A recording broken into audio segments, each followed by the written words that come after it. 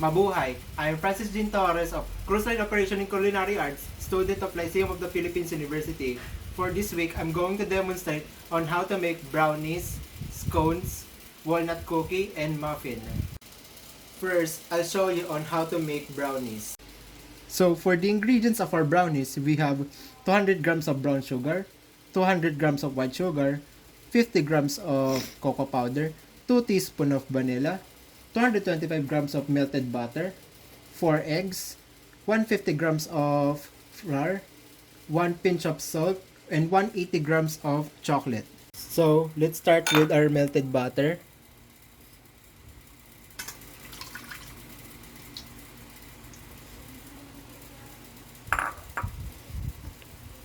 Brown sugar, and our white sugar. And let's start whisking our mixture.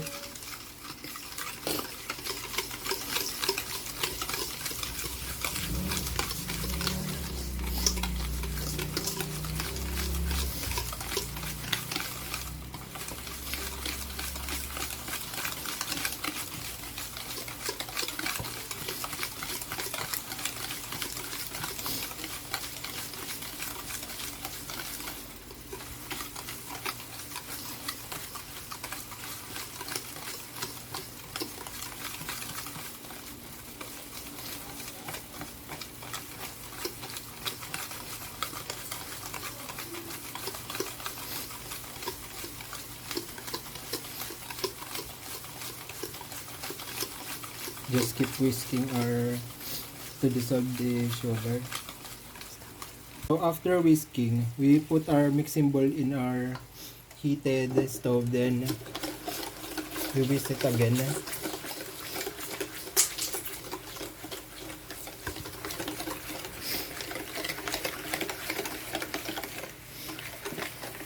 Heating this helps us to make our brownie fudgy and to melt the sugar as well.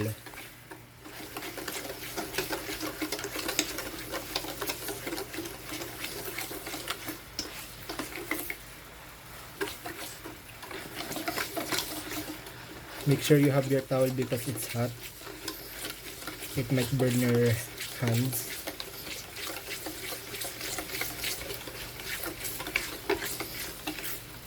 You just hit it very light. Very light.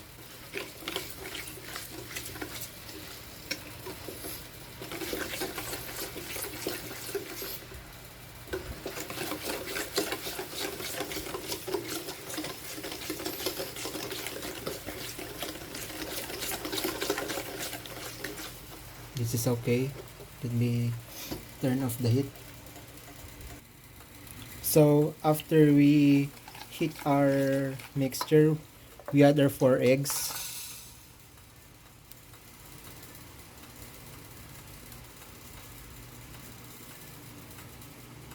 And we beat it.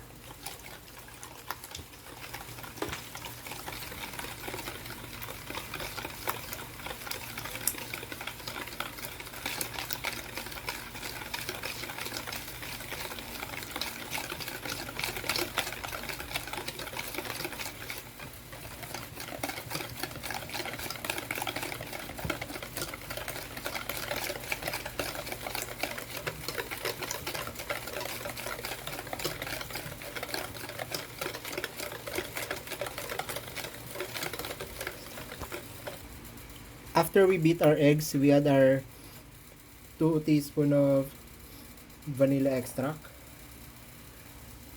Then we beat it again.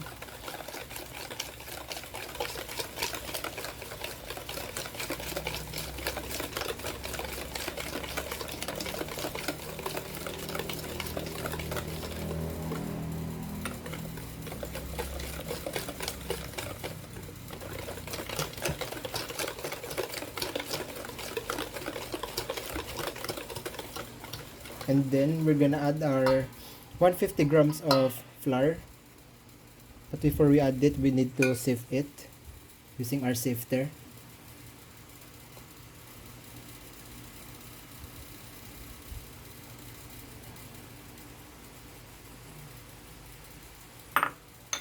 And then our 50 grams of cocoa. Sifted as well.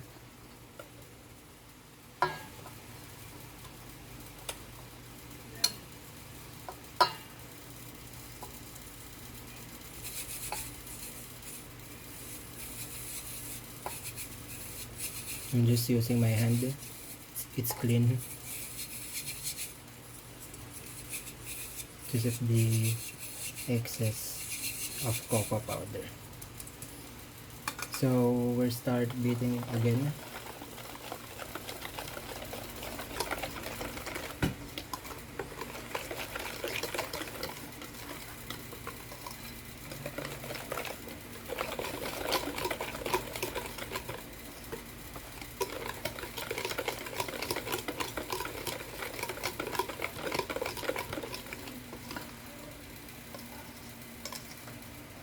Make sure you get the excess on the edges.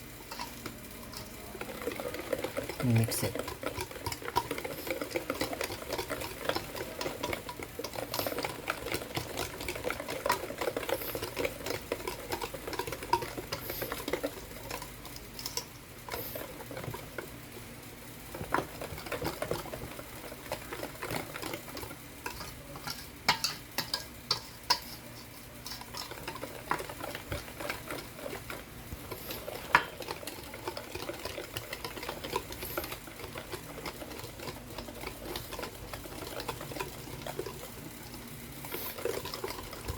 So after we mix it, we're gonna add our a pinch of salt. Just a pinch of salt for the flavor. Mix it again.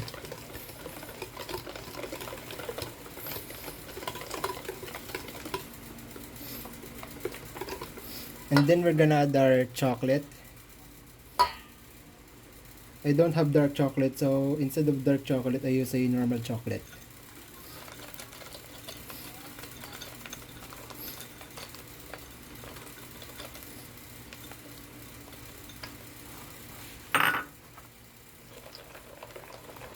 The rest of the chocolate will be the topping for our brownies.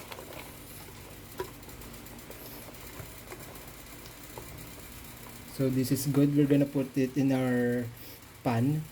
So right now our oven is now preheated. We're gonna pour this our brownies mixture here. But before we pour it, we put butter, parchment paper, then butter. So gonna pour this slowly here in our pan. We use rubber scraper to scrape all the edges.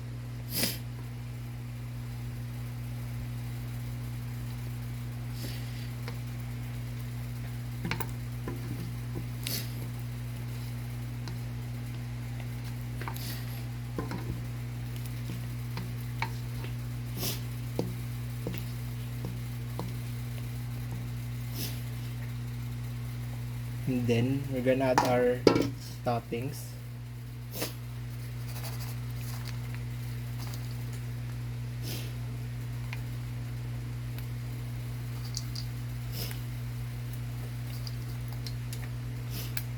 Say a little bit of toppings.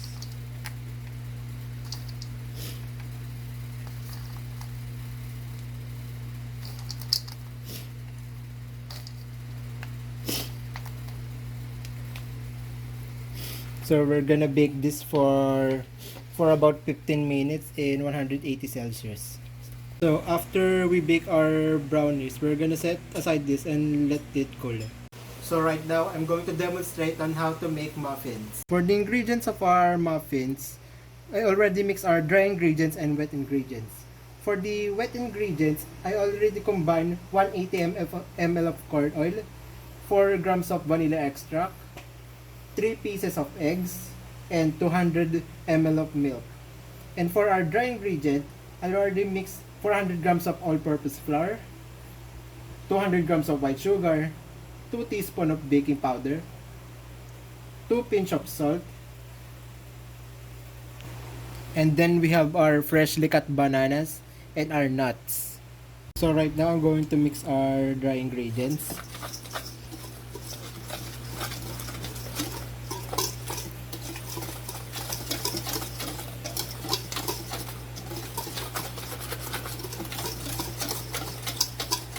We're just going to continue whisking it. And then I'm gonna add our wet mixture in our dry mixture.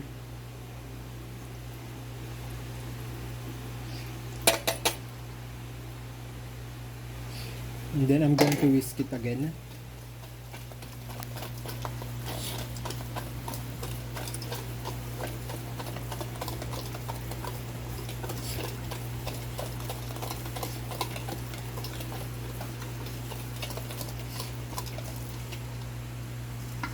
Scrape the edges. Make sure to mix together our dry and wet ingredients.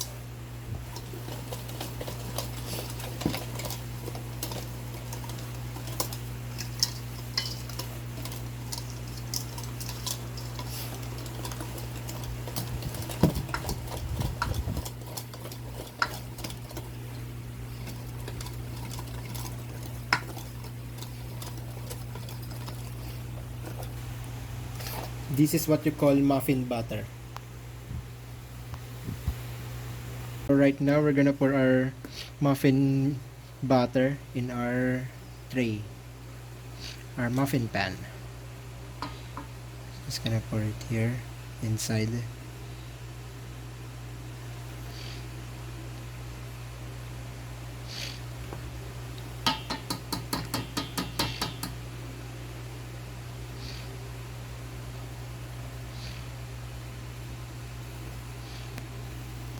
And we're gonna add our bananas as well. We'll put some banana in here, topping.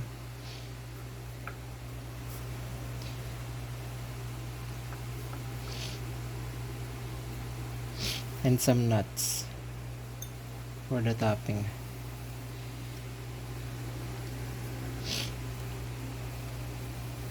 Just do the same thing on the others. So right now our oven is now preheated. I'm gonna put this inside the oven and we're gonna cook it until it's golden brown. So as you can see, our muffins are already baked. Right now I'm going to set aside this and let it cool. So after we bake our muffins, right now I'm going to demonstrate on how to make our scones. Ingredients of our scones: we have our dry mixture. Already combined all the dry ingredients. We have a 500 grams of bread flour, 120 grams of white sugar, 15 grams of baking powder, and 175 grams of cold butter.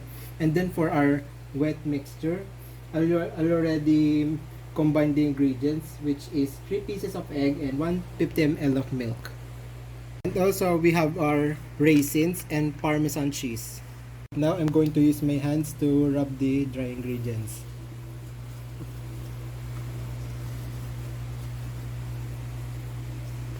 Make sure to incorporate the butter.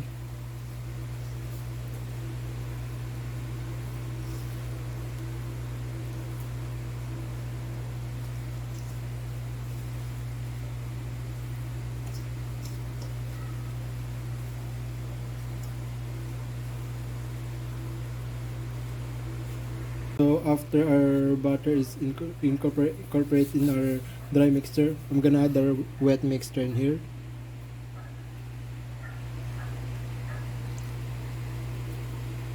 And then I'm gonna combine it as well.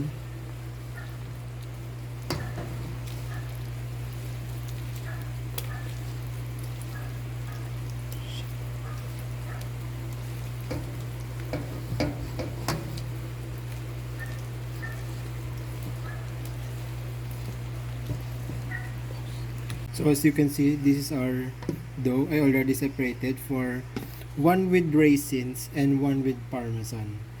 You can see I already mixed the parmesan in here and the raisins in here. So right now I'm going to chill it for about a minute. So while we chill in our scone dough, right now I'm going to demonstrate on how to make our walnut cookie. So for the ingredients of our walnut cookie, I already mix our dry mixture, which is 180 grams of flour and 1 pinch of salt and 1/2 teaspoon of baking soda. And for our going to mix this with electric mixer, it has 110 grams of softened butter, 50 grams of white sugar, and 60 grams of brown sugar. And also, we have a white chocolate here, we have our vanilla, we have our nuts, and 1 egg. So let's start with mixing together the white sugar, brown sugar, and the butter. Let's start with slow.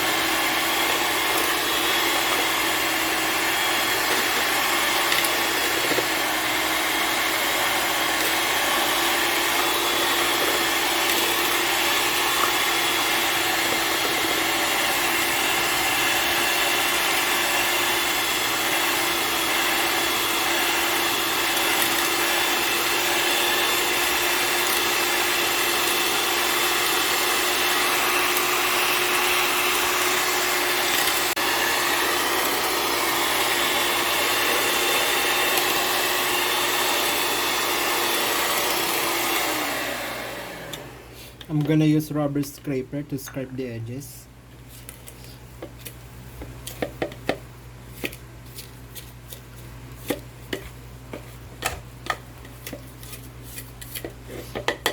And then I'm gonna add our egg.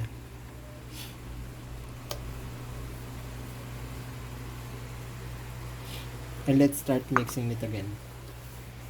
Starting with low to medium.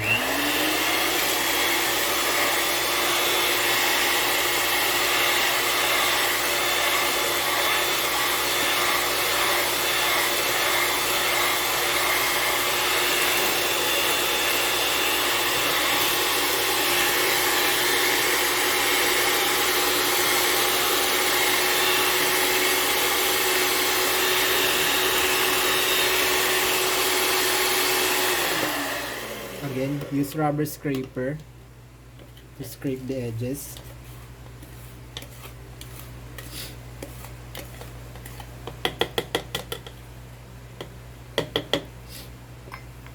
And let's start mixing it again.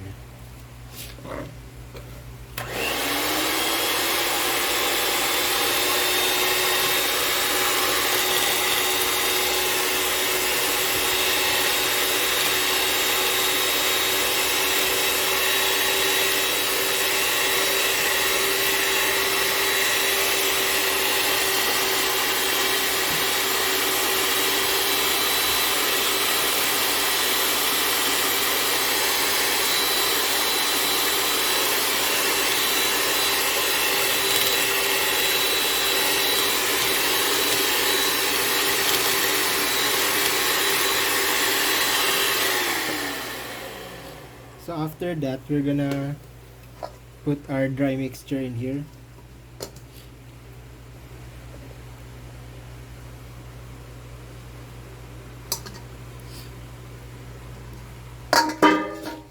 And then we're gonna mix it again.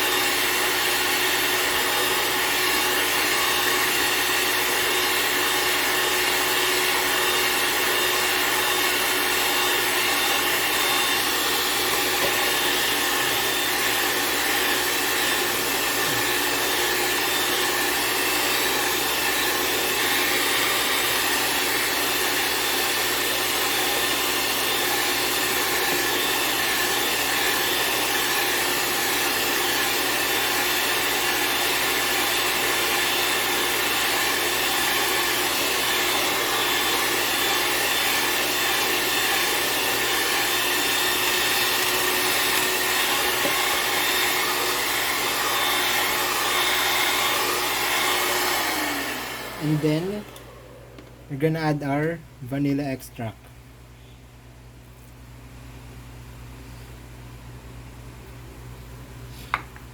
And let's start mixing it again.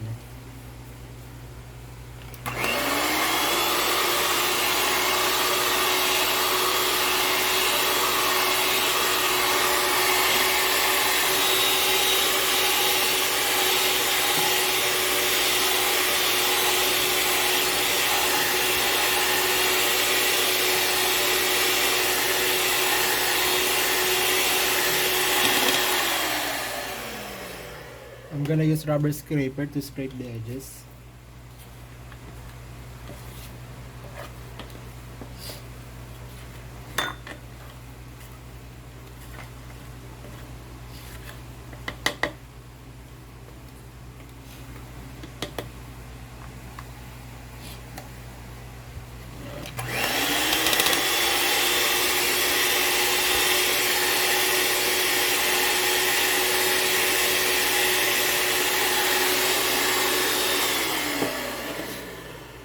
Right now, we're gonna add our milk chocolate.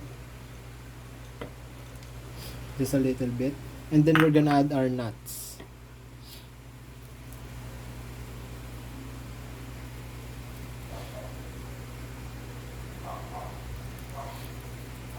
And we're gonna mix it again. A little bit of mix.